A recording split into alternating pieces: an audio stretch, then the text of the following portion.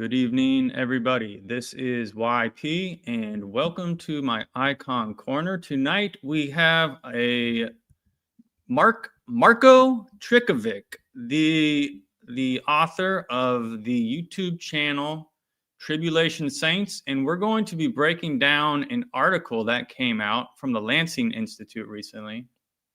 We're going to read through the article. We're going to go over and we're going to share how this article is offering a counter to the Orthodox worldview. And we're going to explain where it's coming from, where it's going, and what to do about it. Hit the like button, subscribe to the channel, and be sure to share this content across your social media channels to get the word out there. And we appreciate that. Marko, welcome to the show. Thank you for having me, brother. Yeah, thank you. I appreciate it. Well, I appreciate you, man. You've come out here. You have a new channel. It's a couple months old, right?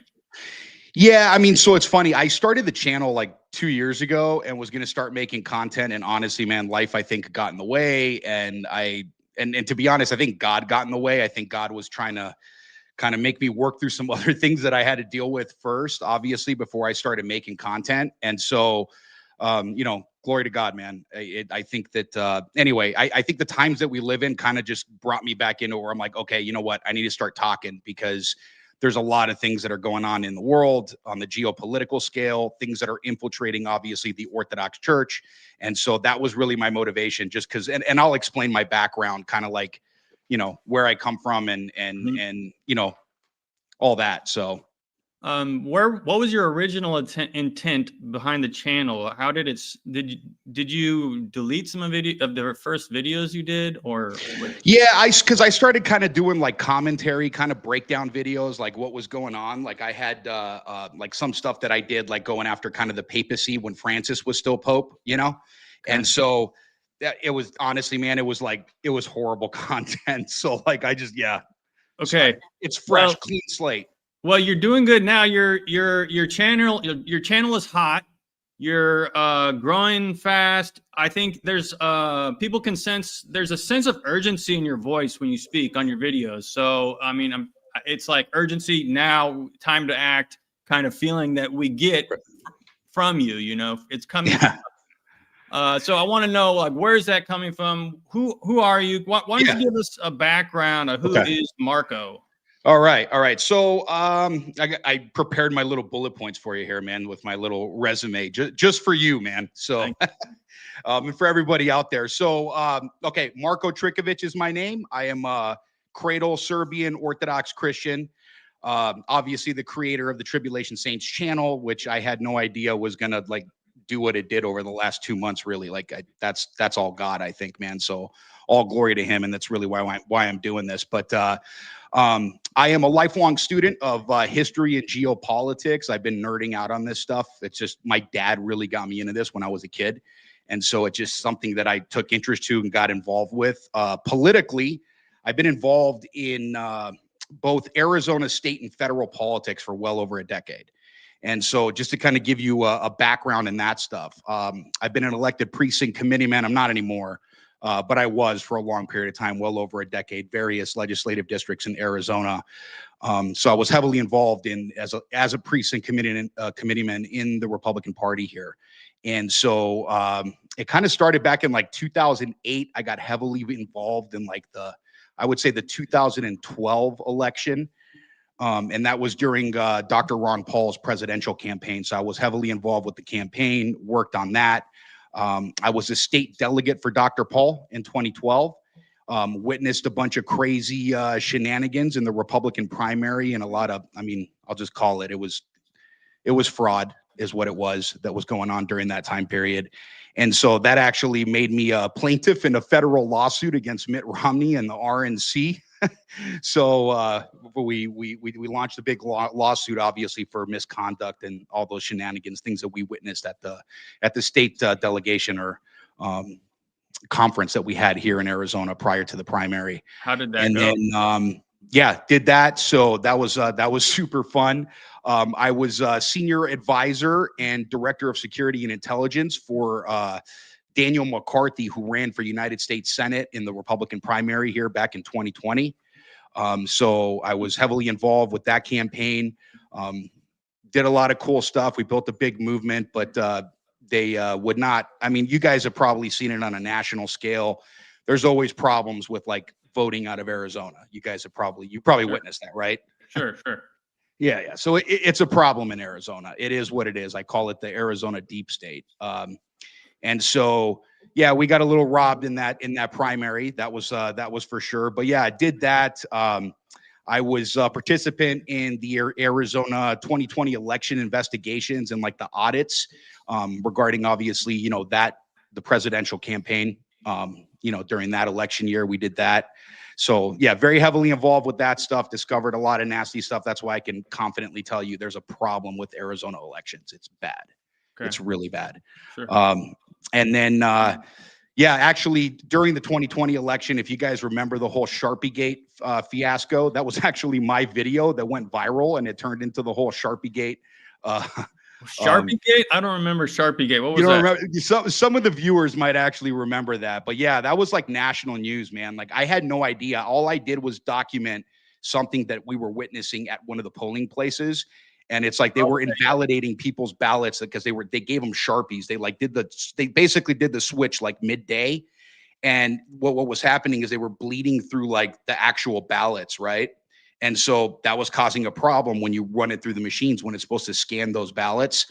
And so it was literally invalidating people's stuff. And they were like, yeah, you know, they threw it in a box. They're like, don't worry, we'll count your vote later, basically. So I documented this stuff and I had no idea, man. It was funny because I woke up the next morning and like CNN's calling me, Fox News is calling me. I had no clue what was going on. My friends are calling me. They're like, dude, you went viral. You're all over the news. I'm like, what are you talking about? All I did was post the video really to Facebook and it just went crazy, apparently. So yeah, that happened. And then that landed me an interview in the HBO documentary, Stopping the Steal. There's a segment on there with me. So I was actually in an HBO documentary on that stuff.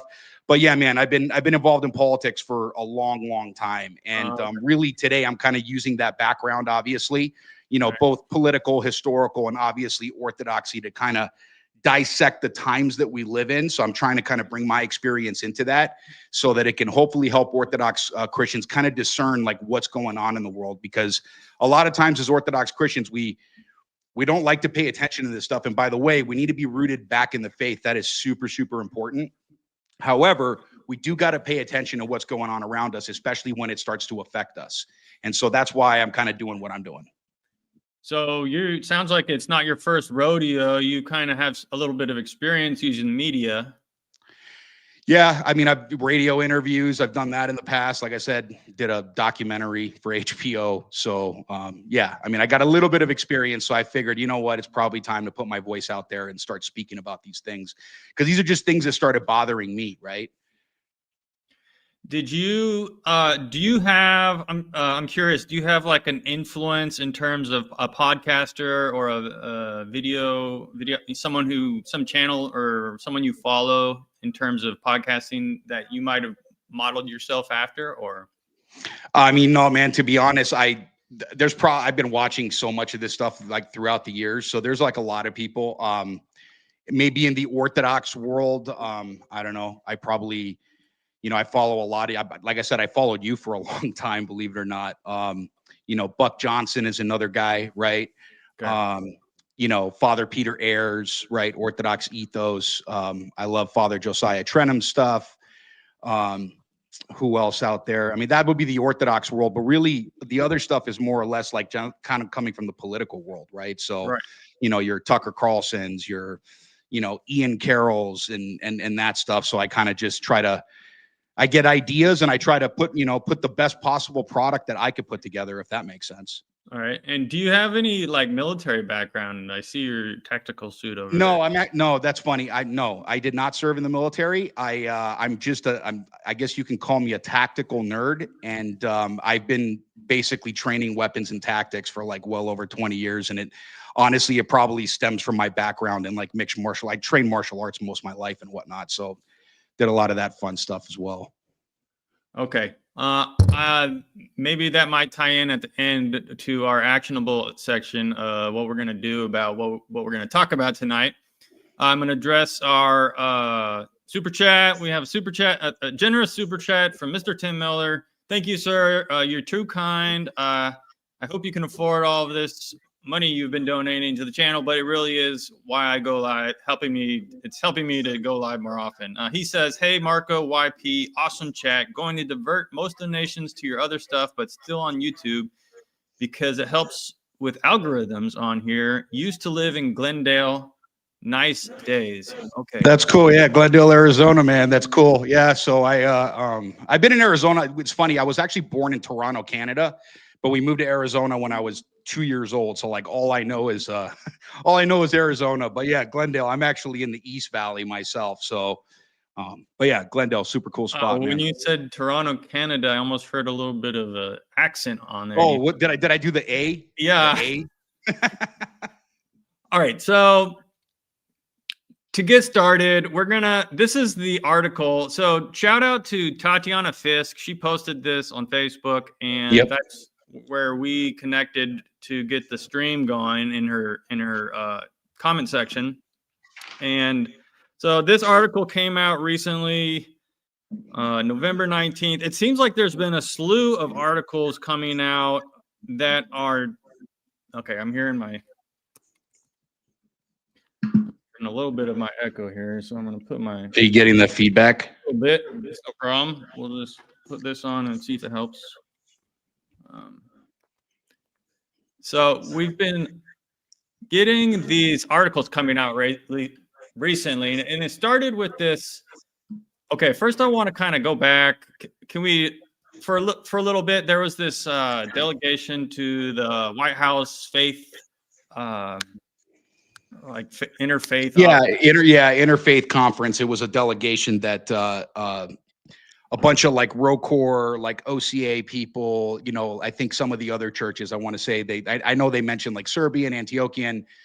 So they were meeting obviously to with the Trump administration, from my understanding, to talk about obviously the persecution that's going on in Ukraine with the canonical, I want to say the canonical Ukrainian Orthodox Church there, the UOC. And so, because a lot of that stuff is getting drowned out by these entities like this, the Robert Lansing Institute that we're going to get into here, and we're going to explain why and what they do. But yeah, so that's that. They were meeting, they had that meeting because they wanted to talk to the Trump administration about that. And now you're getting a bunch of like counter information from these basically intelligence apparatuses that are putting this counter stuff out there to try to fight back against that, because they don't want that truth coming out. Yeah, so there was Representative Wilson was sending tweets, and he was doing some meme warfare on Twitter, and he wrote a letter. And there's an article in the Hill that you covered in one of your videos. Yeah. And so, then this comes out. Go ahead. Yeah, and then this comes out. Yeah. Did you want to say anything about that? Yeah, no, I mean, obviously this is, so just so everybody understands, like, so basically this was already going around, going in the background. This was actually the inspiration for guys like the congressman and the Hill article that came out. This is where they're getting their data points, because you need to understand like what this institution actually is. And this is how they're the ones that are doing the narrative shaping, basically. Oh, so this came out, did this come out before he wrote his letter? No, this was, let me see, what's the date on that one? It's small. Dude, I'm like blind. You get in your 40s and you can't see anymore. November 19th. And so the Hill article was, it was right around that time. I think, I mean, these guys are usually in lockstep, man. All right. They kind of do everything at once. So I'm pretty sure that this analysis that we're going to go through here, like all this stuff that they're writing, is basically, this was fed to these entities. You'll see. Okay. So first of all, let's start off with the Robert Lansing Institute. Who are they? Who's behind this? All right. So I prepared a little bit of like a dossier on these individuals. So Robert Lansing, let me show you my notes over here. I'll read it from this. Robert Lansing Institute. So they're a U.S.-based geopolitical intelligence institute with confirmed ex-CIA and ex-military, ex-foreign intelligence personnel. Okay.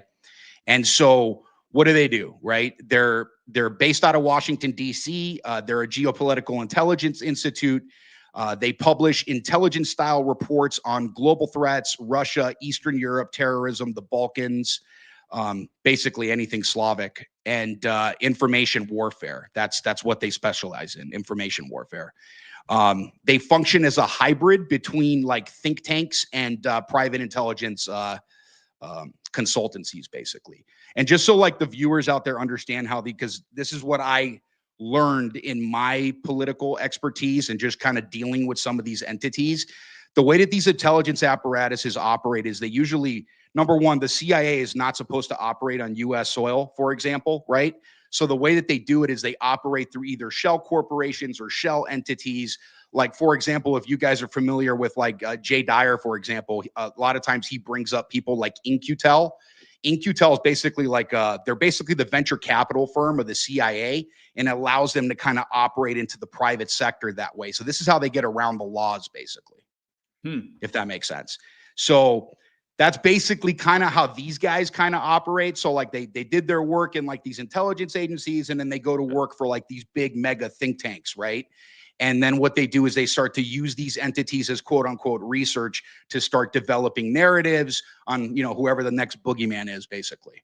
And so that's what RLI basically does. So they're known for pushing narratives about Russian influence via diaspora groups, religious institutions, cultural organizations. RLI is they're not transparent, by the way. Their staff actually their staff pages come and go. Like they'll post it and then it'll be gone. So like right now, I'm pretty sure if you go to that website in the About Us page, you probably won't find anything. Watch, go to home. Well, there's about yeah. Robert. So go to that first one. Home. About Robert Lansing. Go to that one. Who we are. Yep. So this gives you the background. Apparently this guy, again, all this stuff goes back. This guy had connections with like early on CIA. If you do your research, I plan on doing like a big expose about this stuff. Again, I'm just trying to, I'm in my initial stages of all of this research, but I will eventually want to put this information out there because I think it's important for people to know. Yeah. And I was looking. But if you look at the next About Us, they don't tell us like who they are. And like I said, it comes and goes. So you have to use like, honestly, if you use like ChatGPT or like some of the other AI tools, they'll be able to extract a lot of this information on who the people are behind it. Oh, okay. Interesting. But they do say they have, I guess, a track record. It seems like there's, if you read here, these sections, they say they were ahead. What they said is what happened later. Yep. So, I mean, they're claiming this track record and over when it says what we do, I'm hearing my echo a little bit again, but. Are you? Yeah. Let me see if it's maybe again. Let me turn down my audio and see if that helps, man. Okay. Where was I looking? Anyhow, they're being quoted in all sorts of all these media outlets are coming to this. This is where they're going and they write an article and they quote their writings from this institute. Correct.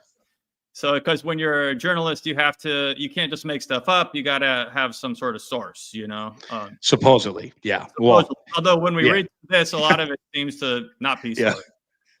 Correct. So anyway, that's who RLI is. I mean, their leadership background, like this Armand Chouet, I probably messed that up. He's French. He's former French military intelligence. John Cipher, he's the senior fellow. I've confirmed this. 28 years CIA veteran.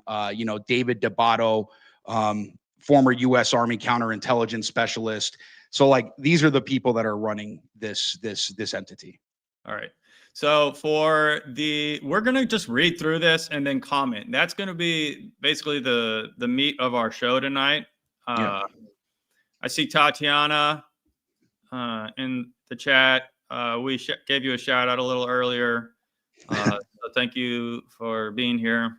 And I'm going to go ahead and just start reading through this. So spiritual front lines, Moscow's use of Orthodox structures for political and intelligence operations in the U.S. Russia is actively using the Russian Orthodox Church to influence the United States.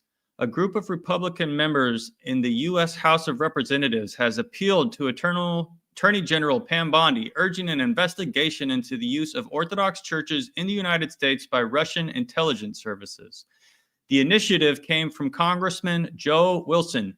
The lawmakers believe that the Kremlin-controlled Russian Orthodox Church outside of Russia is actively seeking to expand its political influence in the United States. Similar concerns are being raised regarding Moscow's use of other jurisdictions in operating in the U.S. Just that right there, right? Like, think about how loaded that is. Look at what they said. Never mind the fact that, and by the way, let's talk about the historical context. ROKOR stems from like the persecuted Russians, like during the Soviet era, and they left, right? They left and they went abroad. They didn't restore communion with Russia at all until like 2007, right?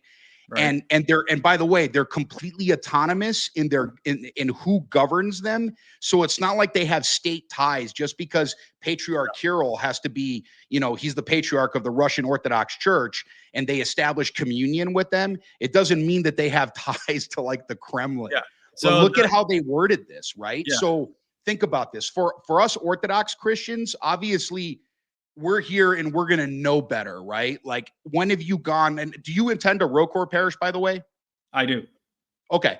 So when's the last time your priest was like, you know, when you go into confession, and you're going to see that, by the way, when they start talking about sacraments and later on in the article, when's the last time you went to your priest, right? No. And he was telling you, like, giving you like Russian secrets, or like somehow you're giving them, you know, giving the Kremlin secrets about America. I mean, it's like it's a dumb concept, but think about this. For most of Western Christianity, people that don't understand this stuff, look at how they label this. If they don't know any better, look how dangerous this is, right? Just the wording alone.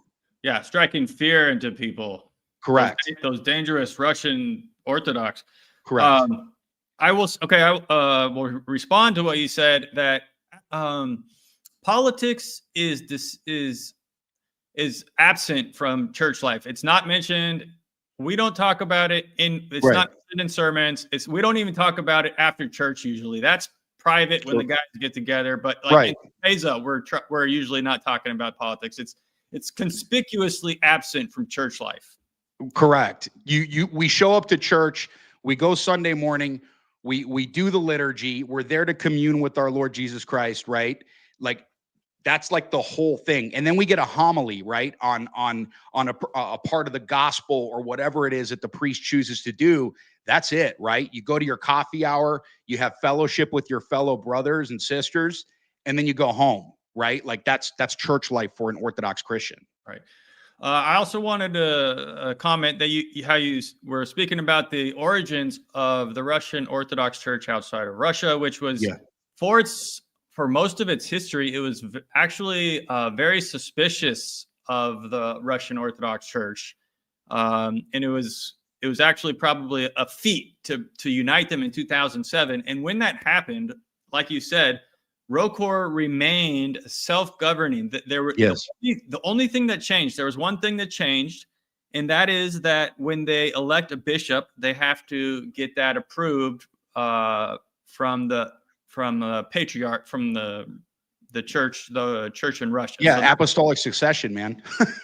That's the only thing that changed. Besides that, nothing else changed. So okay, I'm going to continue to the next paragraph. Specifically, the concern relates to an event involving the arrival of priests from the Russian Orthodox Church in Washington for meetings with representatives of the White House Office of Faith-Based and Neighborhood Partnerships, State Department officials, and congressional lobbyists. The congressman behind the letter warned that clergy and lobbyists tied to the Russian Orthodox Church may serve as instruments of foreign influence or even intelligence gathering. The legislators describe these actions as serious and state that there is reasonable suspicion of such operations being carried out. Now, stop there. Think about the wording here. So this is what these guys do all the time. They obviously, this is like a blanket statement that they have. They're not providing any proof of this, by the way. Right. Yeah. There's zero proof. They don't have a single incident. They don't have a priest. They don't have anybody that's been busted for this. They don't have any of that. So what they do is they use these words. Think about that. Reasonable suspicion of such operations being carried out. Okay. So what that does is that subconsciously starts to get into the mind of people. You see what I'm saying? And then they're automatically assuming guilt through words like that, but they have no proof behind it. And so this is like subversive tactics. By the way, this is exactly what an intelligence apparatus does. So all the media, all the newspapers are quoting this as a source, but the source has no sources. So correct. Point that out. And I continue. The Russian Orthodox Church is not merely a religious institution, but an instrument of the Kremlin's foreign influence, used to advance the ideology of the Russian world and to destabilize the spiritual environment in countries where its structures are active. The Russian Orthodox Church has openly cooperated with Russian intelligence services for decades. In Ukraine, the Ukrainian Orthodox Church, which is part of the Russian Orthodox Church, facilitates the establishment of occupation rule in territories seized by Russia. In the United States, both the Russian Orthodox Church and the Russian Orthodox Church outside of Russia are active. The formerly autocephalous Orthodox Church in America, which received its status from the Russian Orthodox Church and is therefore not recognized as autocephalous by most other Orthodox churches, continues to maintain close ties with Moscow. Russia also wields influence in the U.S. through several national autocephalous churches traditionally aligned with Moscow, whose structures operate in America, Serbia, Bulgaria, etc. Okay. So let's unpack that, right? So number one, all of that is a lie. Like, by the way, this is like horrible journalism, man. Like it is, and it's vile, right? It's demonic. It's absolutely ridiculous. But think about what they're saying there. So number one, obviously they've tied ROCOR to the actual ROC. But when they say the formerly autocephalous Orthodox Church in the OCA, which received its status from ROC, this is the problem that, by the way, the ecumenical patriarchate has with the OCA. And so this is all being done on their behalf, just so you know, because those guys were the ones that were involved, obviously, with the creation of the, newly formed schismatic entity, the OCU inside of the Ukraine. And we'll get into more of that afterwards. Okay. But like, they're literally, see, again, they're painting a narrative and they're lying to the public. All of this is a lie. It's literally a lie. And so it's just bad, man. It's bad journalism, and but it's being done on purpose and it's weaponized. You can see that. All right. And I continue. The use of religious communities is a classic hybrid tactic of the Kremlin. Through church networks, Russia and its intelligence services seek access to elites, politicians, and the media, building influence under the guise of spiritual dialogue and the defense of traditional values and Christianity. And stop there real quick. I want to stop you there. Okay. So this right here is projection. So let me tell you from just my experience with dealing with entities like this and just in politics in general, the enemy always accuses you of what they're actually doing. What they did right there, they're lying about us, right? They're lying about the Orthodox churches here, but they're literally describing what they did in the Ukraine. Are you catching that? Okay. Does that make sense? So through church networks, Russian intelligence services seeking access to elites, politicians. Well, what did the EP do, right? What did these entities with the creation of this schismatic entity inside of the Ukraine, what did they do inside of the Ukraine? Going all the way back to 2014 when the Obama administration literally started a coup, right? And we can get into that. But they're literally projecting right here. This is what they're doing, but now they're accusing churches inside of the United States of doing it. And they keep throughout the article, they will use this quote traditional values as if it's like a boogeyman, like this is like it's something bad. Right. I don't understand that. So I continue. To support this activity, Moscow provides its affiliated religious structures abroad, including in the U.S., with financial and informational resources, using them to promote pro-Russian propaganda in the West. The lobbying events on Capitol Hill mentioned in the congressman's letter are a clear example of this use of religious infrastructure and institutions. Confirmation of the lawmakers' suspicions would mean that organizations operating on U.S. soil function not only as religious bodies, but as networks of influence for the Russian Federation, a state that openly positions itself as an advisory of the United States. Yeah. So you notice how they talk about the congressman's letter. So they're talking about the three guys that wrote the letter to Pam Bondi. Okay, so that must have come first, obviously. Right. But it was kind of reported afterwards. Huh. Which is weird. And so they're again, these guys are these guys gave the narrative for the letter in the first place, but they're like, hey, look at these congressmen. They're, they wrote this letter to Pam Bondi, right? But where'd they get the information from these guys? This is their think tank. They produce all of this information. Huh. Circular. It's kind of circular then. It is circular. Absolutely. All right. Should I continue? Yeah, go ahead. Structures of the Russian Orthodox Church and other affiliated churches in the United States may act as instruments of Russian intelligence, granting the Kremlin access to U.S. political institutions and public life. Religious communities are used to promote pro-Russian propaganda, particularly through messaging around traditional values, there it is again, and Christian identity. So those dang Christians and their traditional values. That's a problem, right? Yeah. And so this is the whole globalist. And so again, with my channel and kind of some of the videos that I put out there, right? This is what I'm talking about, orthodoxy versus globalism. Orthodoxy is the only sect of Christianity that can withstand what's coming from the globalist system. And that's what these guys are. And so the problem with that is our traditional values. Traditional Christianity is a big problem. And so they need to find a way to get us out of the way. So we're acting. Maybe I'm an instrument of Russian intelligence, but just unwittingly. Maybe the church is just using me in my YouTube channel. I don't know. Yeah, me too, man. We're Russian agents now. Yeah, they do mention like social media at one point at the bottom, like one small area at the bottom of this. But I'll continue reading. Yeah. Religious networks controlled by the Kremlin may influence the U.S. lawmakers and officials, shaping their attitudes towards Russia, cultivating an uncritical view of Moscow, and altering their overall approach to foreign policy.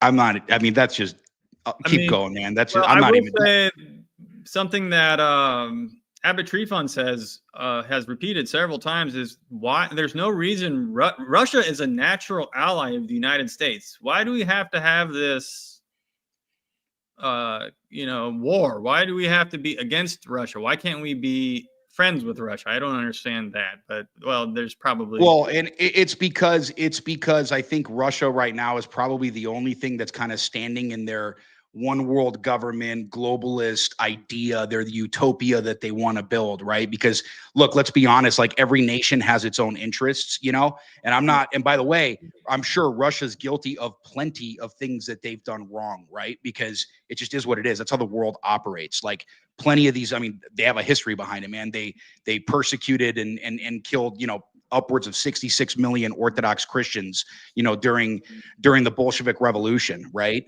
And so no one is clean in this, but like trying to paint like our churches as like some kind of apparatus that they get to work through is just it's ridiculous. Right.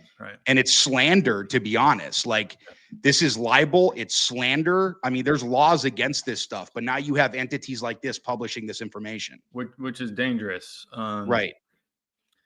Through church structures, Russia seeks to shape a negative image of Ukraine, portraying it as a country that allegedly persecutes Orthodox Christians. The Kremlin's goal is to undermine diplomatic and military support for Kiev, a direct challenge to U.S. geopolitical interests. Yeah. So that's funny. So see what they're doing there? They're hiding the real persecution of like Orthodox Christians inside of the Ukraine, right? Under the under the UOC, I should say, right? And by the way, they're hiding that and they're saying, hey, that's not happening. The real Orthodox Christians are the, the OCU, right? And those are the ones. But the thing is the Ukrainian state is like, I mean, there's proof after proof and evidence after evidence of the Ukrainian government persecuting UOC members. Man, they raided, they raided lavras and monasteries, right? They've taken over churches. You've seen the videos, like the videos are all over the internet, right? The UN has even come after them saying, hey, you guys are persecuting Christians here. This is not okay, right? And so there's multiple reports of this stuff, but somehow Robert Lansing Institute is, wants to hide all that it's not happening, that it's all a lie. And it's the pro-Russian narrative that's painting this fake narrative for Americans. It's a lie. It's ridiculous. Like you said, there's videos. Persecution of Orthodox Christians is currently happening in Ukraine. There's a video of the abbot of the Kiev Caves monastery. He's giving a homily in church, and he says, they've come to arrest me, and don't resist. I want to go. I want to suffer for Christ, basically, is what he says. And they come and take him right when he's giving his homily. It's like cameras are filming. I mean, you can look it up. I mean, which is actually another something that we can talk about too, is how we respond if this kind of thing happens. This is kind of laying the groundwork for this could happen in the United States. Everybody sees the writing on the wall that they're eventually, at some point, Orthodox Christians in America, they have to earn their stripes, and it's could happen, probably going to happen through some sort of persecution, and it could be this kind of thing ramping up, and they're coming and arresting our clergy for some, they pick a law that they, that could happen, and we'll talk about at the end when we're done here our response to this. Attempts by the Russian Church to influence U.S. political realities may undermine American sovereignty in the informational and ideological domain. They may also create reputational risks. Revelations of ties between segments of the American Orthodox community and Russia could provoke internal political conflict. Yeah, because there's all this evidence of Orthodox Christians causing riots in America, right? I mean, this is insanity. It's ridiculous. Like it's actually laughable, right? But when you read it, and maybe for some people out there, and I don't know what the viewers, right? When I first read this, like this is an unsettling thing, right? Like it's like you get that thing in your stomach that's going, oh man, this is really bad, right? Like, because it's a problem. This is what leads to persecution. By the way, exact same narrative that they used in Ukraine. It's the same playbook. It's the same intelligence apparatus that's doing it to us now. And look what it led to. The subversive activity of the Russian Orthodox Church in support of the Kremlin and Russian intelligence services on U.S. territory is not new. The Russian Orthodox Church abroad has long harbored political ambitions. Within Russia, the church has effectively become part of the state's ideological apparatus, and it has played an active role in Russian foreign policy for many years. I mean, some of this stuff they're just regurgitating the same stuff, right? They just say it a different way, right? So, I mean, that's what this is. I mean, it's also like, I mean, this article is kind of, it's like it was written like by a parrot, right? It's just parroting like the same thing over and over again, just in a different way.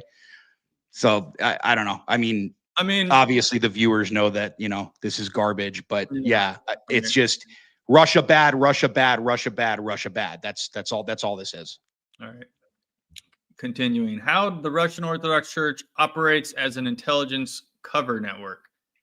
Clergy as covered personnel, priests with diplomatic immunity or semi-diplomatic status can travel freely, meet officials, and are rarely scrutinized.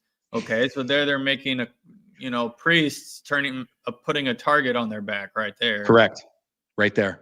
Use of confession, pastoral counseling, and charitable networks as non-transparent channels to gather sensitive, personal, and political information. There it is. They're going after the sacraments. Pay close attention to that. That's, yeah, don't touch that. Don't touch the sacraments.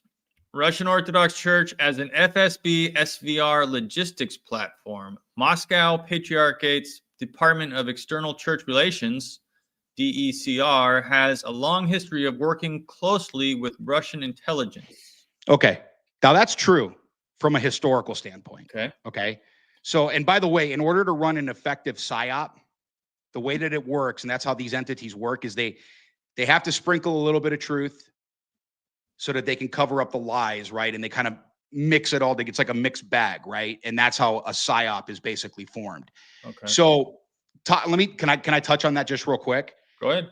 That's based off of, like, if the viewers out there know, if anybody's familiar, that's the whole Sergian heresy, right? That happened, while Stalin, like, he was trying to basically get support for his war during World War II. And so he decided to, like, reestablish, like, the Orthodox Church. And after they persecuted the actual Orthodox, like, I think it was Patriarch, what was his name? It's a saint, Tikhon. Okay. Sergian was somehow at some point involved in that group, but he was not the successor that Tikhon had actually picked. Okay. So they tortured Sergius. This is the history that I read into, right? They tortured Sergius and they got him to basically bend to, their will, right? And so he came out and he committed the heresy of, like, basically creating allegiance to, like, the Russian state, right? The Soviet state and whatnot, which was the heresy of Sergianism. So that is rooted in truth, right? They got to give you a little bit of that.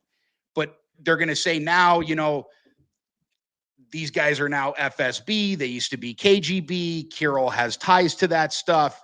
And so it could be, I think that, even on the Russian side, there probably needs to be some repentance that happens there. You know what I'm saying? It's not perfect.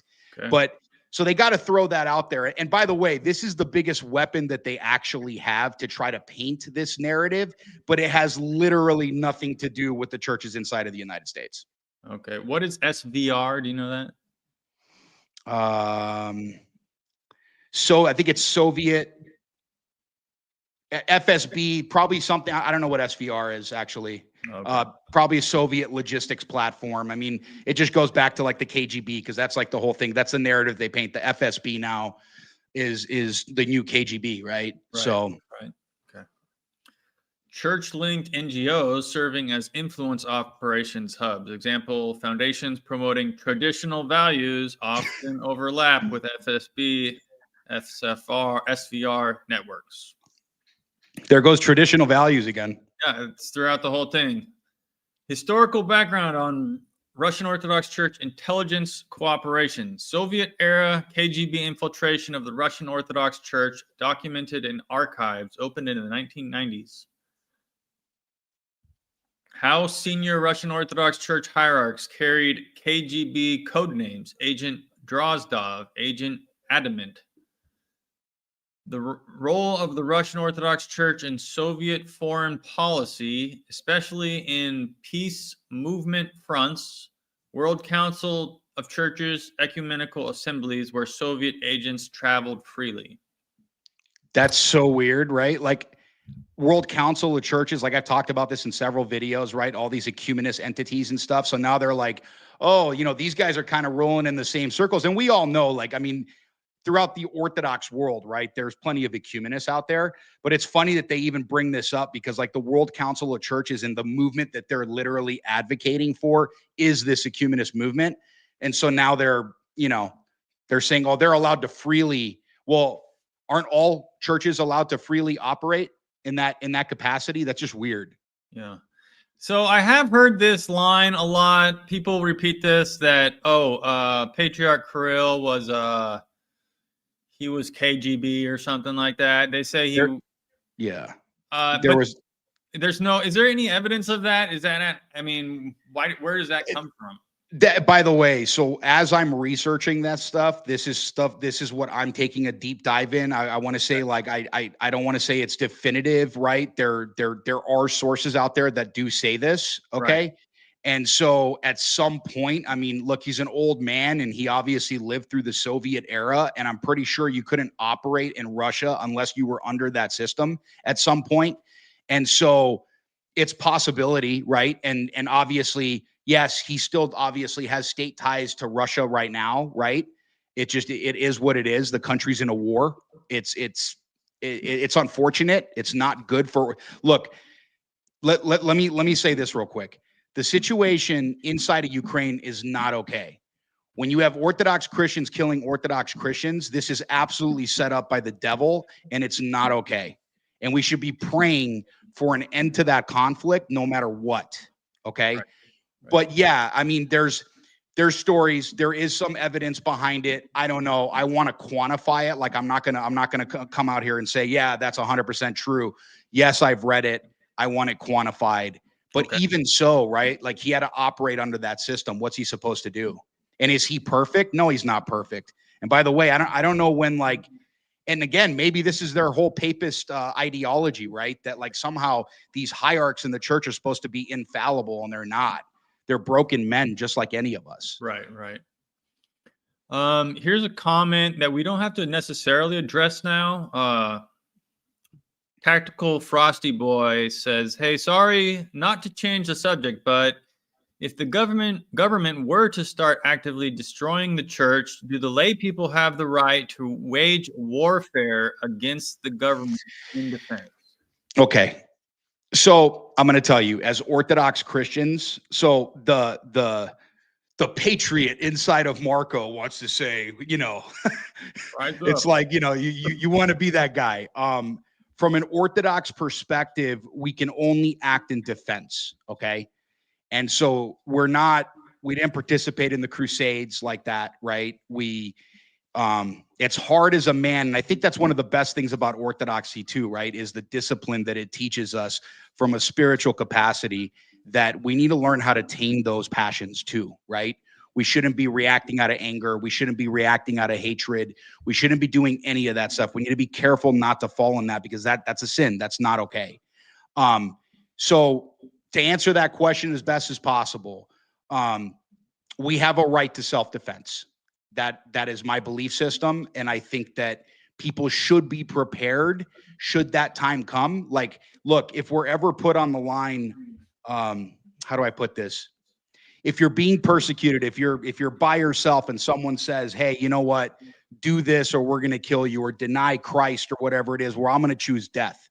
That's the call, right? All of us as Orthodox Christians, we're called to be martyrs. He died for us. We have to be willing to die for him. Okay. But when it comes to defending the innocent, your neighbors, your family, your fellow parishioners, right? I mean, there's children, there's babies in these churches. You know what I'm saying? The way that I look at it is, I'm going to defend innocent people. Okay. That's well said. I hadn't really given too much thought to that particular. It's deeper than that, man. I mean, it's one of those things, like and trust me, I was one of those guys, right? That's like, on a lot of people's, well, this question is on a lot of people's minds, you know? Right.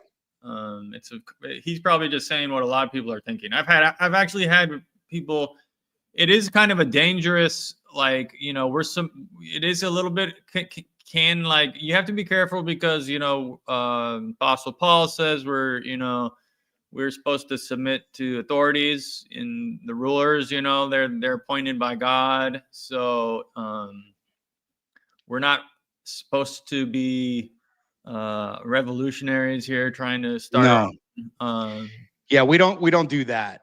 We shouldn't be like ready to spark a revolution or something like that. That's not at all. No, and by the way, that's not okay, right? Again, that would be giving into those passions and acting out of revenge and doing that stuff. If you operate in that capacity, that's a sin. That is not okay. But defending the helpless, laying your life down for somebody else, the Bible also talks about that, right?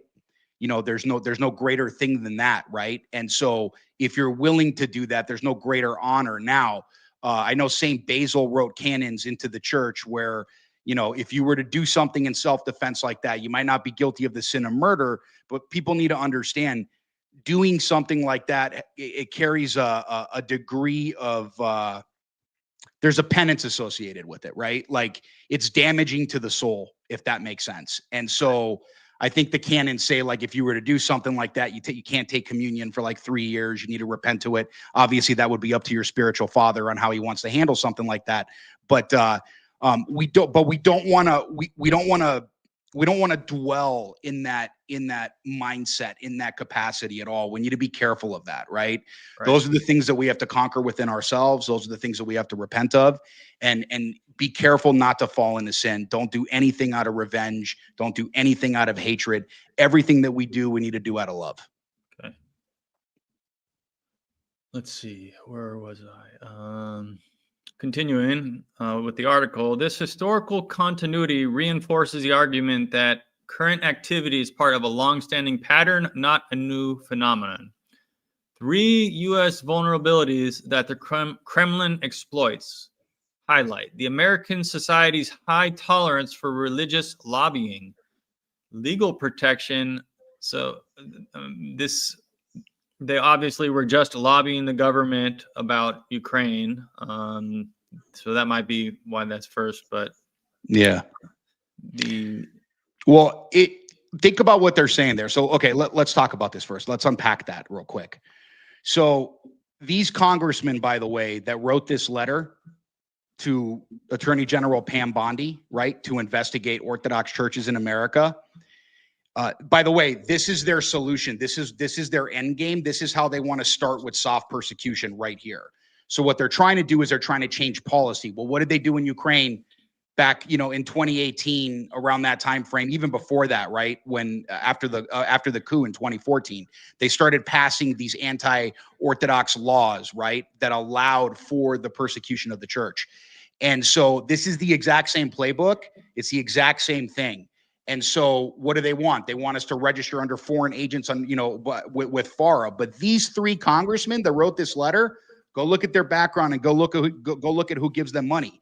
These are the guys literally taking money from AIPAC, an actual foreign entity, right, on behalf of another country. And then they're turning around. They're not registering under FARA, but they want us because, ROCOR has the Russian name attached to it. So they must be foreign agents. It's ridiculous. Again, they're projecting. They're literally accusing us of what they do. All right. Continuing.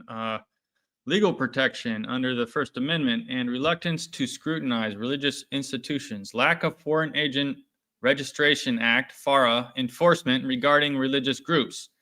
U.S. politicians' cultural appeal toward traditional Christian values, which Moscow weaponizes. This turns a descriptive paper into a policy-relevant analysis. The hierarchy of the Russian Orthodox Church structures operating in the United States. Moscow Patriarchate parishes, direct ROC presence, ROCOR, nominally autonomous but subordinated to Moscow since 2007. Again, not exactly subordinated. I wouldn't say they are subordinated. Right. The Orthodox Church in America, OCA, de facto aligned due to its Russian-granted autocephaly. De facto aligned. Do you think that's even true? No. Dude, this is like it. This is utter insanity. By the way, these churches have been here forever. Why now? Why now? And by the way, de facto aligned. So they're basically saying like, oh, well, because they were once underneath, the Russians, they're not anymore. There's got to be some kind of a link there, guys. Yeah. Right.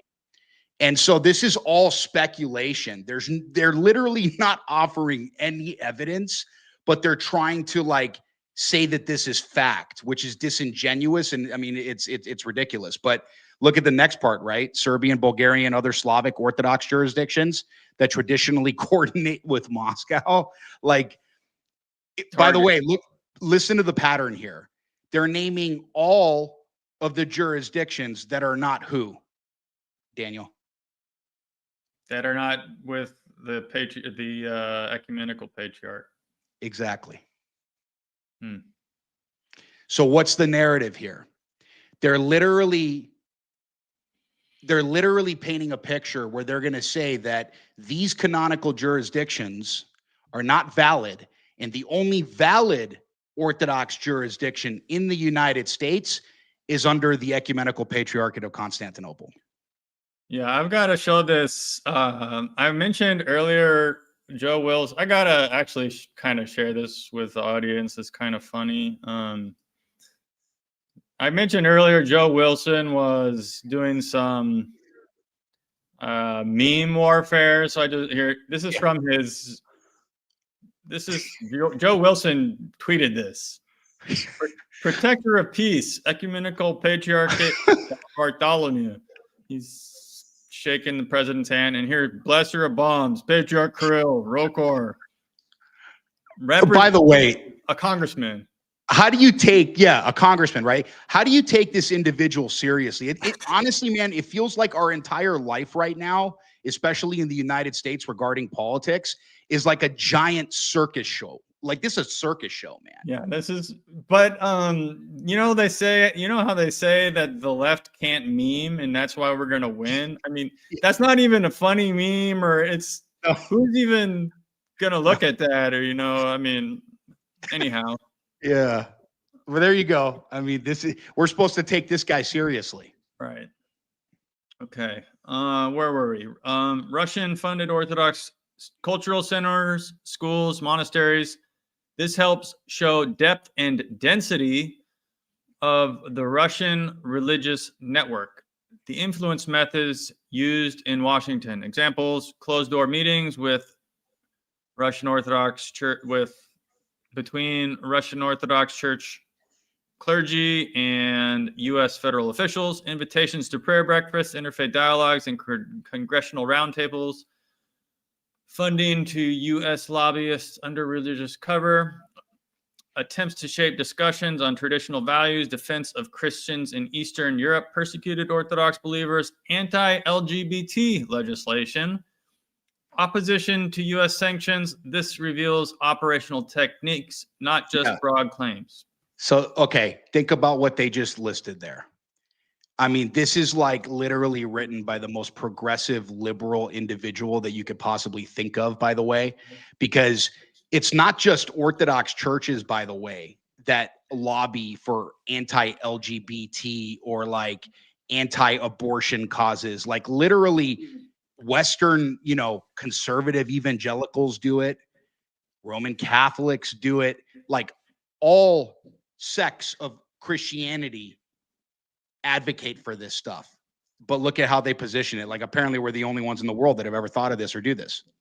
And they're trying to say that we're the bad guys for opposing traditional values. Right. Like you got to be pretty left to read this and like say, oh, that's bad. Anti-LGBT is bad. Right.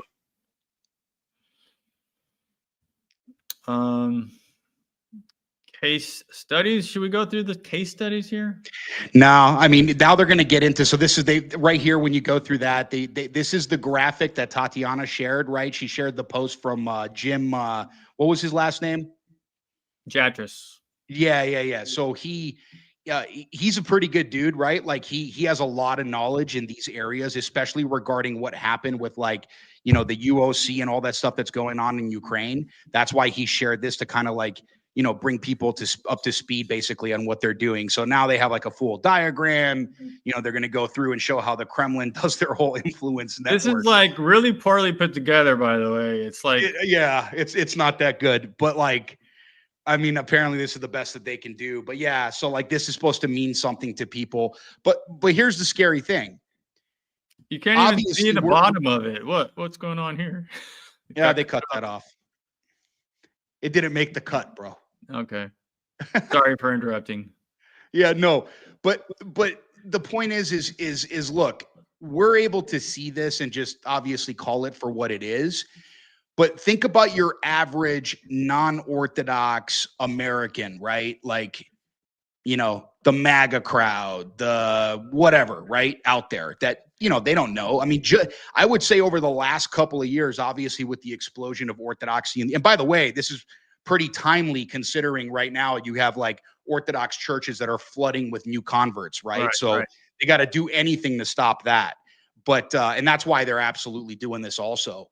But for your average American out there, as this starts to basically go out into the into the media, again, I think I touched on it on that Hill video that I did, right? It's like it's a seed that's planted, right? And that seed ends up sprouting, right? And it metastasizes into a cancer.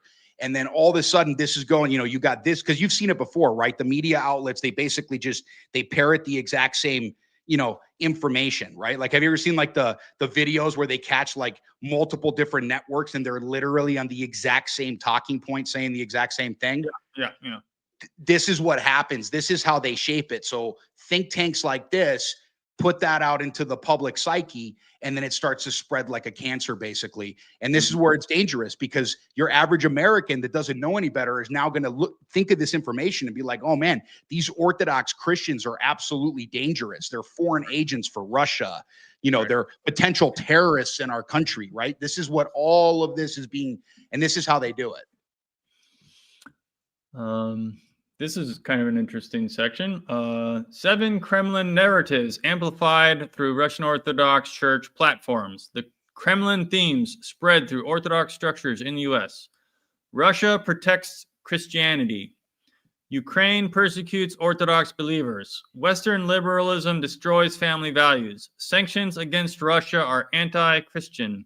America needs an alliance of traditional civilizations. Showing these ideological vectors strengthens analytical depth. I actually think he might be right here. This is kind of how I think a little bit, Marko. Okay. But yeah, because it's the truth, right? Russia protects Christianity. I mean, right. They pass laws that, you can't, no LGBT propaganda in right. schools, and they just passed a law that banned like satanic worship and temples inside of Russia, right? Yeah. So it's true, but look at how they point it. Like, I mean, again, man, like I would think that a smart enough conservative in America, a Christian conservative, right, could probably look at this and be like, well, yeah, but like, what's wrong with that? This is definitely kind of geared towards to push like the whole progressive liberal agenda for sure. Mm-hmm. But like, yeah, I mean, I guess we're all guilty of that, man. I don't know. We're Russian agents. Yeah, I'm afraid I'm a dupe. I've been duped, and I've become a Russian agent. And I went and I even grew a beard. Look at this beard. I know. Dude, it's glorious, by the way. I can't do it. So like, I got to keep mine short. Yours is like glorious. Yeah. Speaking of beards, by the way, did you know I have a beard oil? Did you know that? A beard oil business? I just started it. I just launched Byzantine beard recently. And you know what? You know what's coming across soon? What's coming is Christmas. And you might have someone, if you're an Orthodox, chances are you know someone who has a beard, and you might be thinking, what can I get them for Christmas? Well, since you ask, you can go and get him a Byzantine beard gift card even. Nice. That's at the bottom here. I never shared that before, but you can buy a gift card.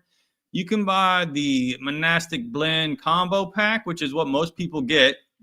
You get $5 off. The balm is $15, the beard oil is $15, but if you buy both of them, you get $5 off. It's $25, and that is a steal of a deal.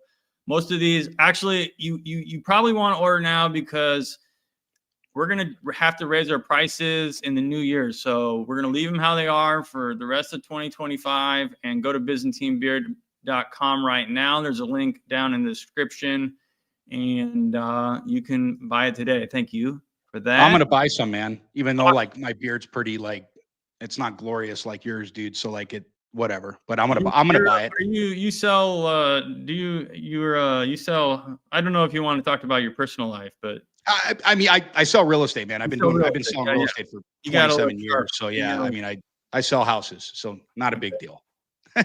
Not a big deal.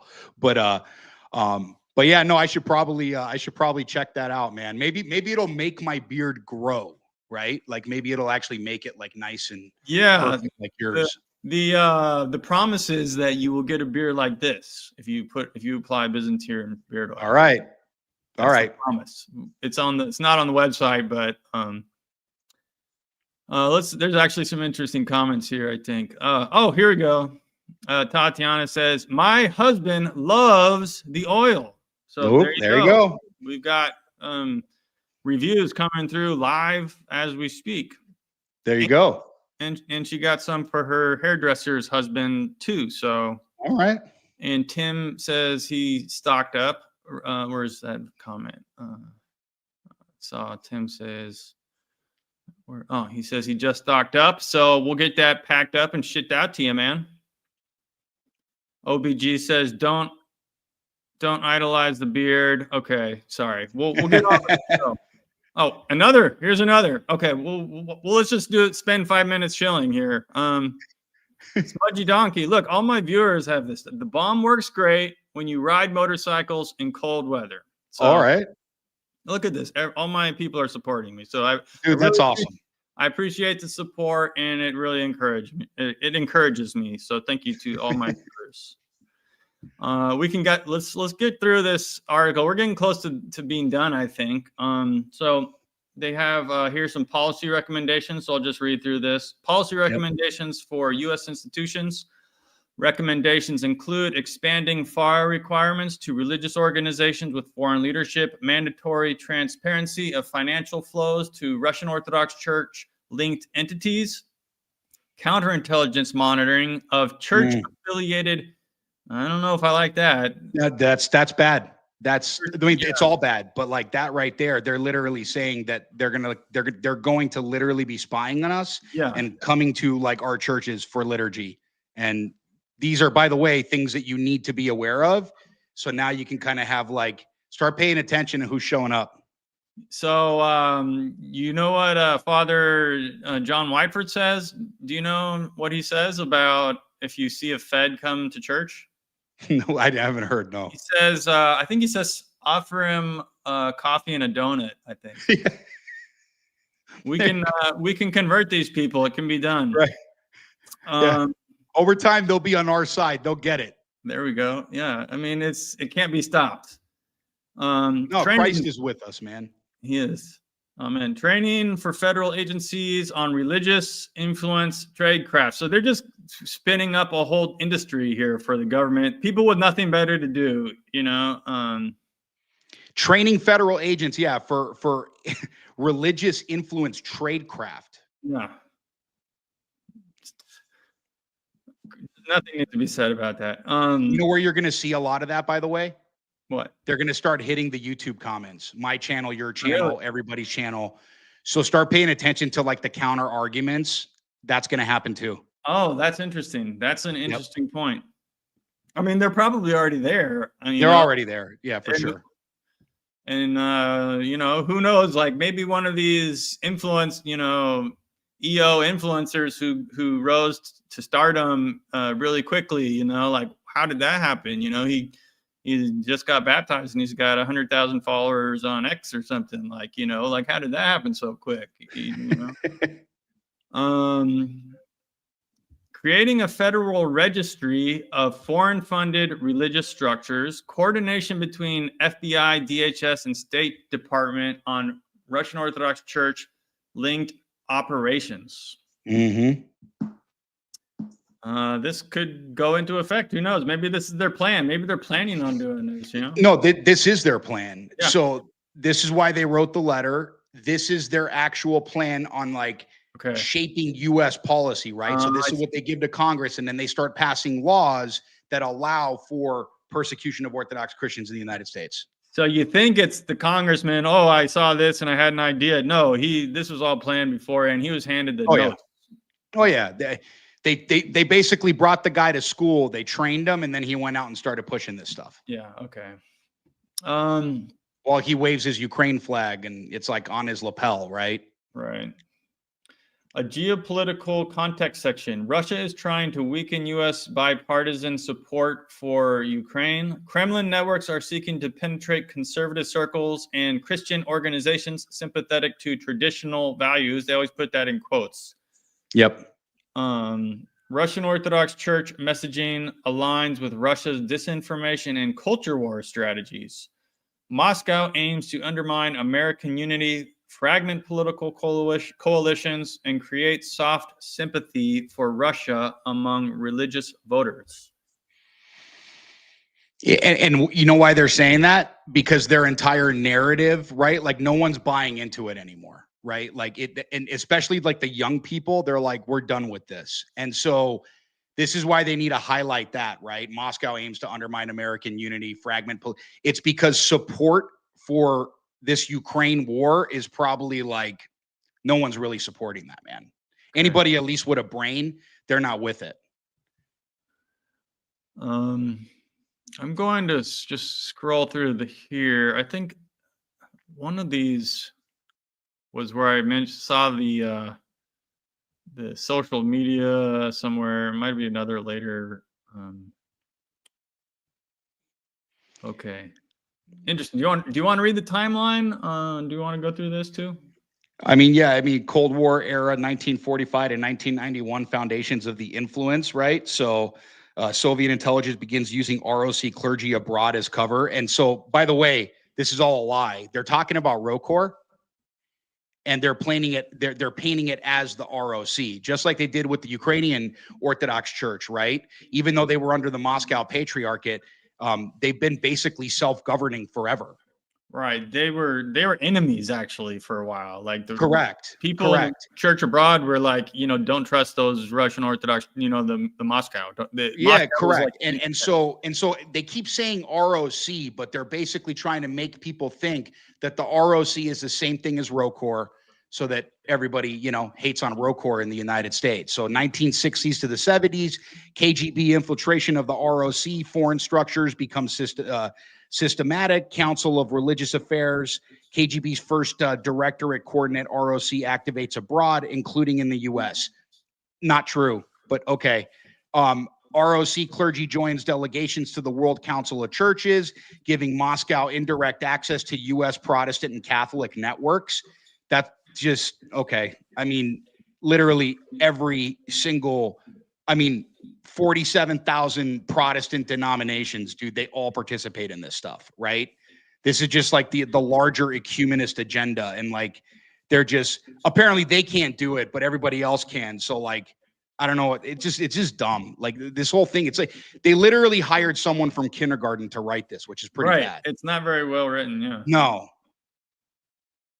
1980s ROC priests in the U.S. engage in Cold War peace movement activities, anti-nuclear messaging aligned with Soviet propaganda, outreach to American Christian leaders sympathetic to, because apparently, ending the Cold War was like a really, really bad thing, right? Like, peace is bad, guys. That was this guy's job for so long. He was like, man, I had bread and butter for a while, but now he's got it again.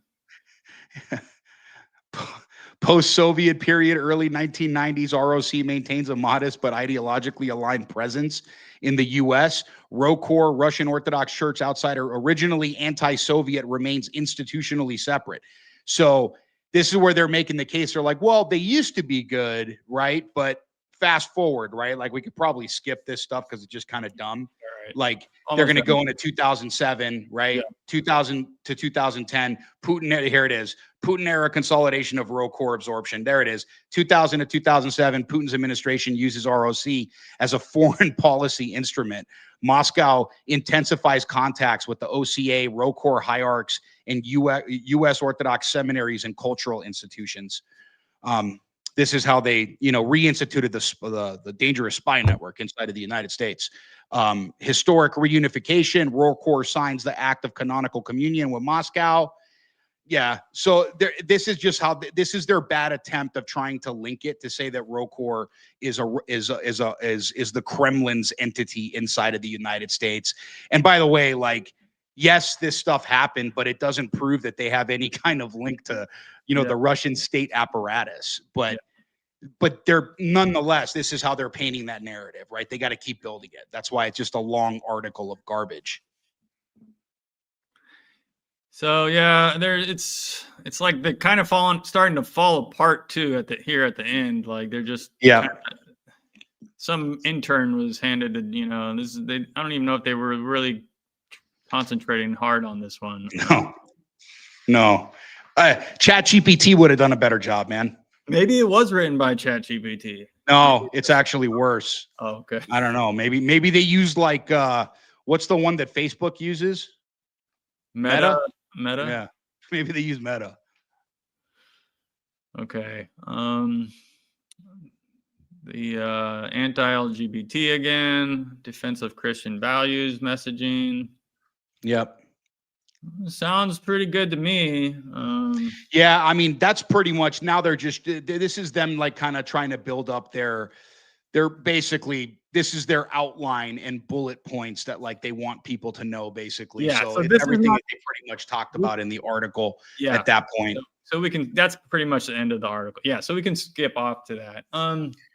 So bottom line, right? Like, let me kind of summarize this. This is the big thing. Let me just look at what I had from my assessment. All right. So it's the exact same model, obviously, that they used in Ukraine. Literally the same. By the way, this entity was deeply involved in that. They have ties to that. They have ties to the Ukrainian intelligence apparatus as well. Those are other kind of think tanks that operate. And these guys, it's all circular, right? Like they all operate in these layers.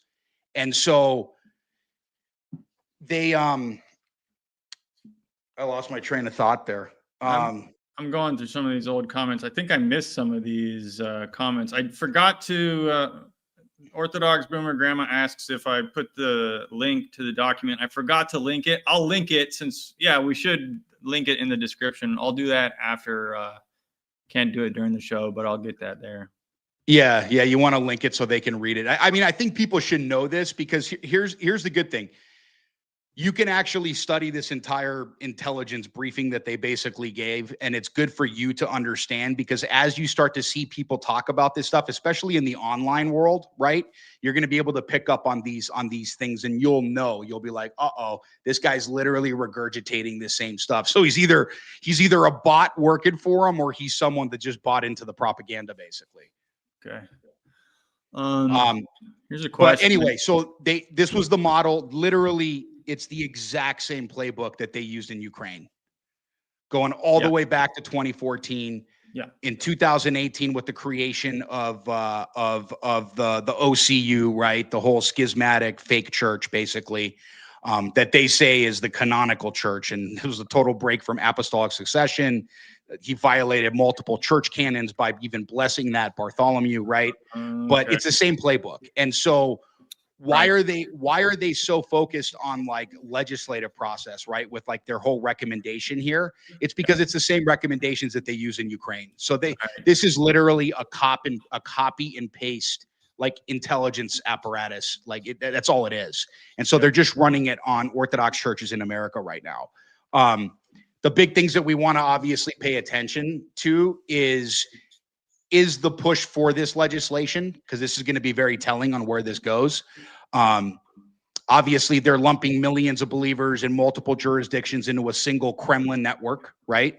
It's super dangerous rhetoric. I'm going to kind of summarize it here. It treats Orthodox sacramental and moral life as suspicious by default. And so, again, to a lot of like, Americans here that don't understand like the church and the sacraments and any of that stuff, right? I mean, they literally went after confession there, right? Yeah. It ignores and dismisses documented persecution of canonical Orthodoxy in Ukraine by labeling all concern as Russian disinformation. It openly advocates, tools that they're going to use, right? Registries, expanded FARA. And by the way, if the viewers out there don't understand what FARA is the Foreign Agent Registration Act. This is what John F. Kennedy actually implemented during his presidency. It's actually one of the reasons he was killed. Okay. At that time, he wanted the American Zionist Council to register as foreign agents. So what they did is they capitulated the American Zionist Council, and then they started AIPAC, right? Like that was the new apparatus that they could basically operate under. But by the way, like none of these people that are taking AIPAC money aren't registering under FARA, but somehow they want us to do it. So these are their record. That's what FARA is, just for the people out there that don't understand that. Coordinated counter. So yeah, they want to coordinate counterintelligence operation on Orthodox churches. that are entirely compatible with future persecution of Orthodox Christians in the U.S., because that's where this goes. That's what happened in the Ukraine, and that's a very real possibility. Now, as a caveat, I want to say this. We live in America, right? Probably not the right country to try to do this in. It was probably a lot easier to do in Ukraine, to be honest, right? Yeah. We do have our Second Amendment. We do have our Constitution. Things are a little bit different here in America, okay? Right. And so it's not going to be as easy. And we do have constitutional protections. And by the way, all of these things that they're recommending, all of this legislation that they want to see Congress do is a violation of our constitutional rights. Plain and simple. I don't care what anybody says. It's a violation of our constitutional rights. And so, that's the way that we need to basically, punch back, if that makes sense. Okay. Because we do have the freedom to, the freedom of religion. We have the freedom of speech. We have that stuff. And I mean, granted, we live in an era where it seems like those things are quickly going away, but those are the things that we should still be advocating for and fighting for. Okay. And I think you were mentioning that you just said it's the same playbook that they're doing in Ukraine, where they made one church, the canonical church, illegal. And they made the schismatic group illegal. So they would like to, I think you were insinuating when we were talking before, you were insinuating that they would like to do the same thing in America. And then there would be a legal church, and which would be the legal church, correct? The ecumenical patriarchate, and then a legal church, and people would and all of a sudden my parish is gone. You can't go there, or whatever, And then the question comes again. At that point, it's like a question would come to individual believers, well, now do I want to go to the state-sponsored church? Do I even want to go there? Oh yeah, that's one of the things, right? There are a lot of people that are because you have all these converts that are coming in right now, right? And so this is to paint a narrative to stop these people from maybe showing up. That's another playbook here, right? Because orthodoxy is exploding in the United States. Right. This is an interesting question. Tatiana FC21 asks, do you think that the Pope and EP thing is connected to all this? So explain the Pope and EP thing first, and then maybe answer. Okay. Yeah. So I actually dropped a video on this exact thing yesterday, right? It wasn't a full scale analysis. It was more or less trying to rebut the whole idea of hey, the churches are joining back together, And so that's obviously not the case, because the majority of the Orthodox world didn't even show up, and they had no interest in it whatsoever. Okay. But yes, so understand this. The entities behind the Vatican and the ecumenical patriarchate are these globalist entities. They're intelligence apparatuses, U.S. State Department, who was heavily involved with everything that Bartholomew did. And I'll give you kind of the background there. Okay. So Bartholomew's obviously in modern day Turkey, right? And that's a Muslim country. Okay. So he's very vulnerable where he is. I mean, technically, when you look at the numbers, he technically only represents a very small portion of Orthodox Christians, right? Which is also kind of weird. I mean, I guess the biggest criticism, and Lord forgive me, man, the biggest criticism that I have of our church is that we act very slowly to kind of deal with these things, right? These heresies and whatnot.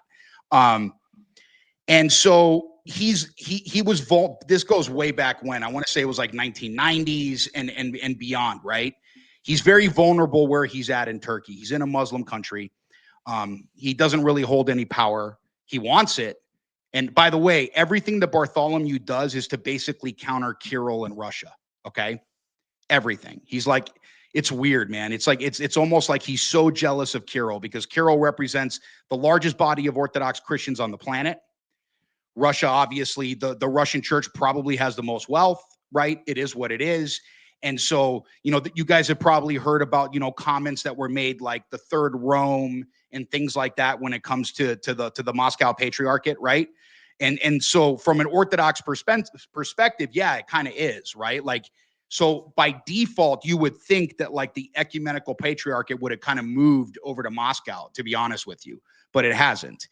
And so everything that Bartholomew does is to counter Kirill. He wants to be the guy. And I mean, to be honest, at this point, it's almost like he wants to be the Pope of Orthodoxy. Right. He wants to assert his position. I mean, he's like first in honor, but Right. And so anyway, so he's in Turkey. He needs help. He needs protection. So he reaches out, obviously, to the United States, and he's like, hey, Turkey's a NATO country, right? And I need protection. I want to make sure that we're okay here. We have seminaries here. We have monasteries here. We have all this stuff, right? And so U.S. State Department gets involved, and they come in, and they're like, yeah, we're going to give you protection. But by the way, anytime you make, and this is just from my dealings in politics, right? It's like, I'll scratch your back if you scratch mine. This is literally how it works in politics, okay? So, none of this is like, oh, hey, you're just a good guy, I'm going to like help you out here. You know what I mean? It's like, hey, you know what? We'll help you out.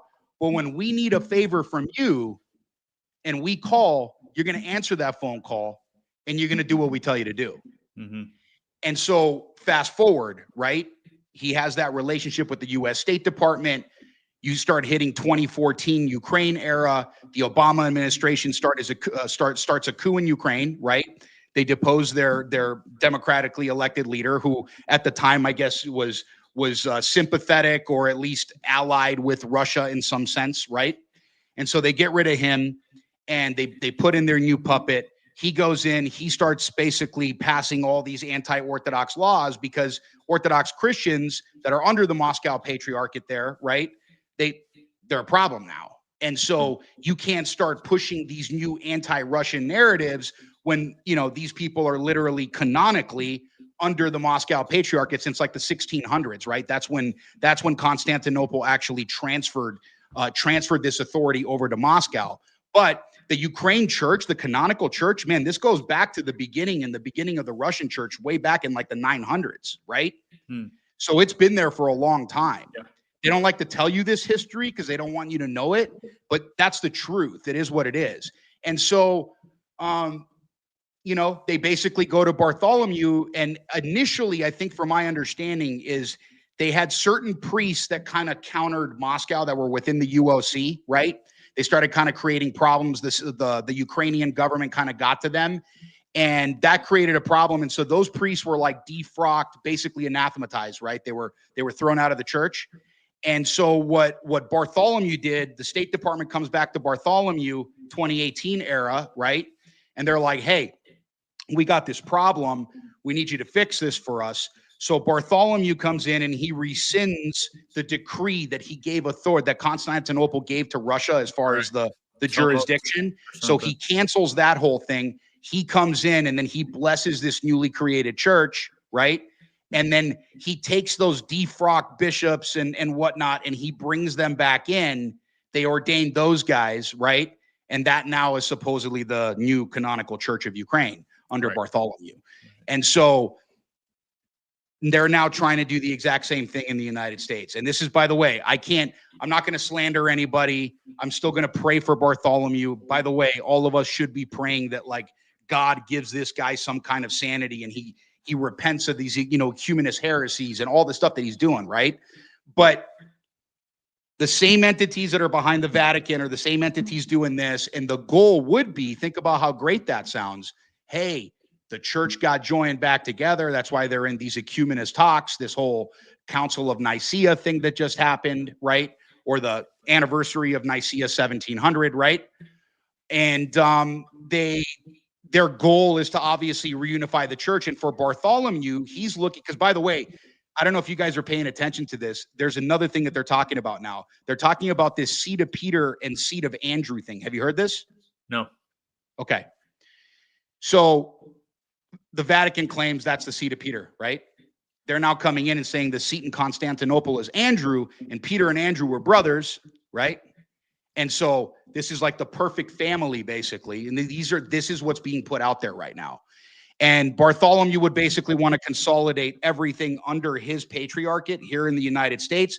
So to the point, they're basically going to come and say all these other Rokor, Serbian church, Antiochian church, all these other guys are illegitimate.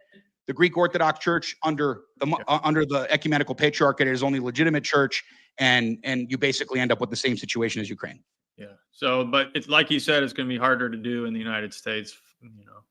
So, all right. So we painted this picture. We're being vigilant. You know, we're being vigilant about what's going on around us, and this is good. You know, we as Orthodox Christians, we have a sure standing, we have a worldview, and that affects our political outlook. And we have just reviewed an article that has a political view and outlook that is contrary to our own.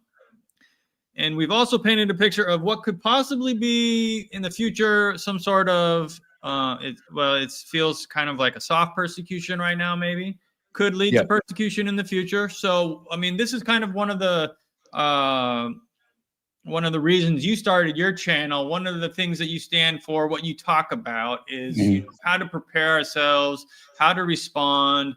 Do you have any words for the audience about that? You know, how should we prepare ourselves for this unseen warfare? Unseen warfare. And so if you guys, so let me touch on that. So unseen warfare, that was kind of like why I named my particular show that I do, right? Unseen Warfare. One of the best books I've ever read, by the way. And so Unseen Warfare, have you read that book, by the way? I'll tell you. I got that book right here. I think I've read that book. I love that book, Unseen Warfare. Yes. I have a tally going. It's like the only, like, I never read a book more than once. I've got a tally going in that book. Like, I've read it like maybe because there's a lot of lessons there. There's so much that us as Orthodox Christians can learn from that, because the unseen warfare starts inside, right? It's within us. And so as Orthodox Christians, we're called to, like, basically, that's what theosis is, right? That's why, like, Protestants don't believe in this concept of being able to attain righteousness on this. And this is why we have so many saints, right? They were able to do it, and they're living examples for us. And that's why I talk about these saints in, like, my episodes and whatnot, because these are the people that we should mimic. These are the people that we should try to be like. These are our role models, okay? And so the unseen warfare, that's the battle within first, right? Conquering the passions, you know, being sober-minded, right? Being vigilant, staying in a constant state of prayer, right? Keep your prayer rules, do that stuff. There's a reason why we as Orthodox Christians do what we do, because it trains us, number one, spiritually. So what does that do?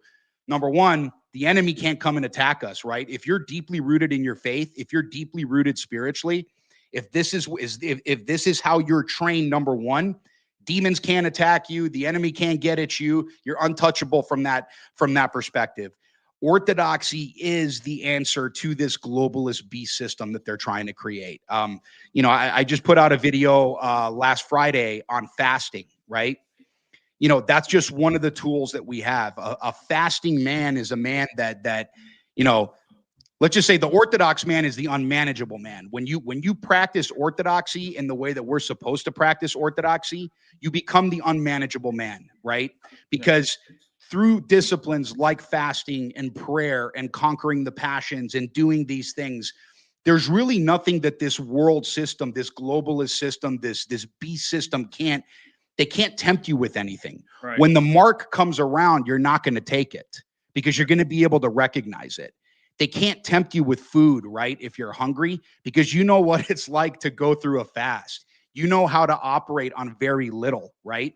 This is why these disciplines are super, super important. And so with my channel, I like to focus on that first and foremost. Eventually, we'll probably get into other content, our content, I should say, as far as like preparations and things that you should do, you know, for your families, maybe for your church parishes and things like that. I want to eventually get into that content. It'll get there, God willing. You know, pray that I actually have the endurance to keep going. I mean, it's kind of hard to juggle it all with, you know, obviously running a business and a family and all that stuff. But I enjoy doing it. I think that this message should go out to Orthodox Christians out there. I love my Orthodox brothers and sisters, man. I hope that we can stand together and be prepared in the times ahead. That's really the purpose of what I'm trying to do with my channel. That's the main purpose. That's kind of my drive. I enjoy doing this. And if I can be the proper disciple, you know, God willing, I can do it correctly. You know what I'm saying? So, you know, pray for me in that aspect. But I can share. I mean, this is kind of the stuff that I've been doing for a long period of time.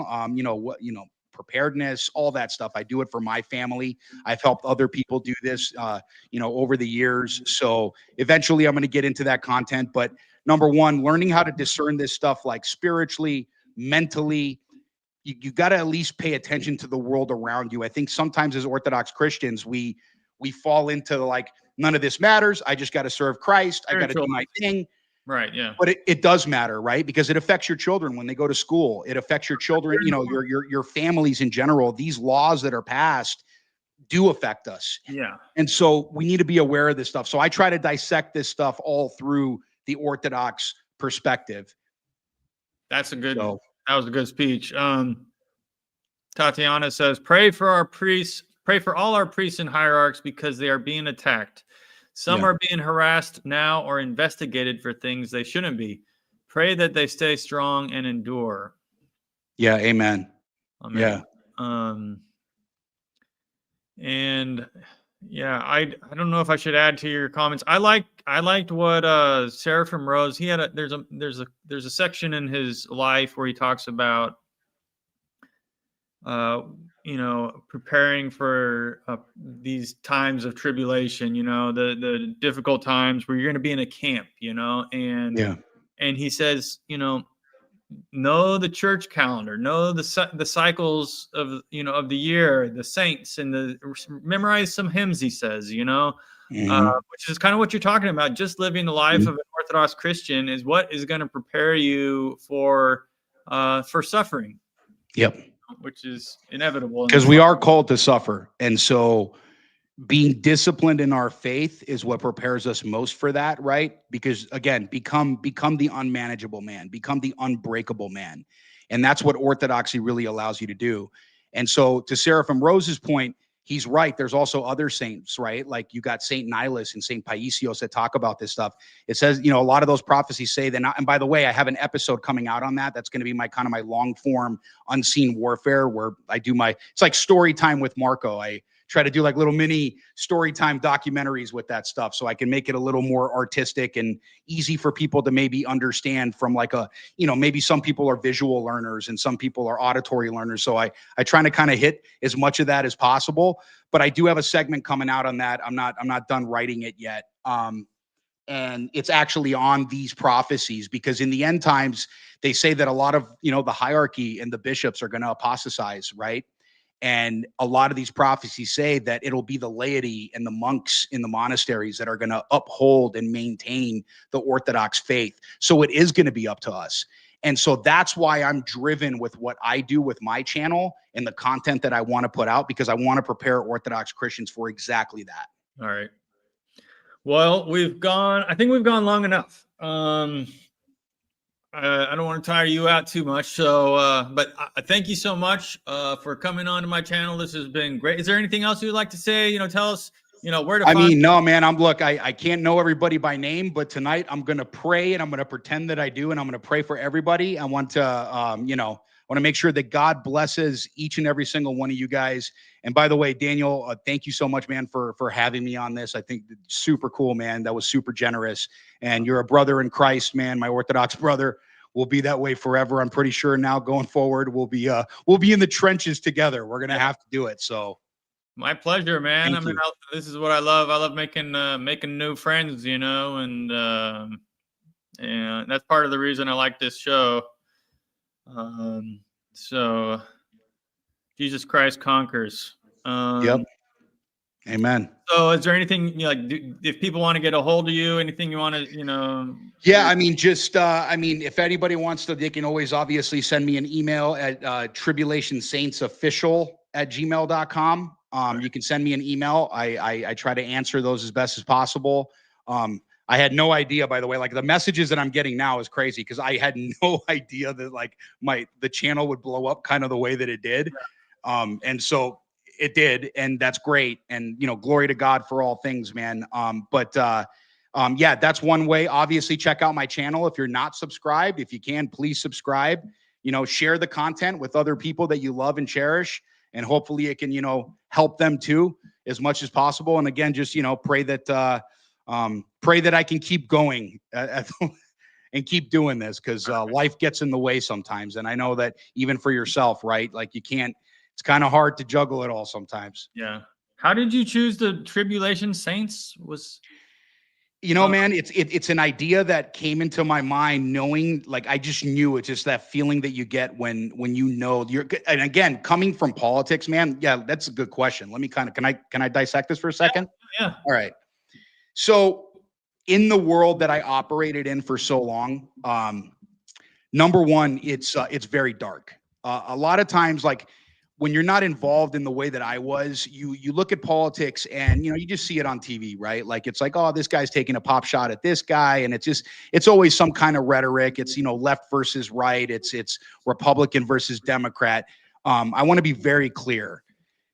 These are two wings of the exact same corrupt bird. Okay. And what I experienced, what I witnessed, what I've seen is really the darkest levels of society. A lot of these people that a lot of people like to praise are absolutely vile individuals behind. And by the way, I still pray for them. We have to pray for our enemies. Okay. But I learned things in that world that, honestly, this is why I separated myself. Like, I'm not like politically involved like I was anymore. And it's because I felt that God was really trying to prepare me for something else. Because I saw where this was going and I saw that there was no fix.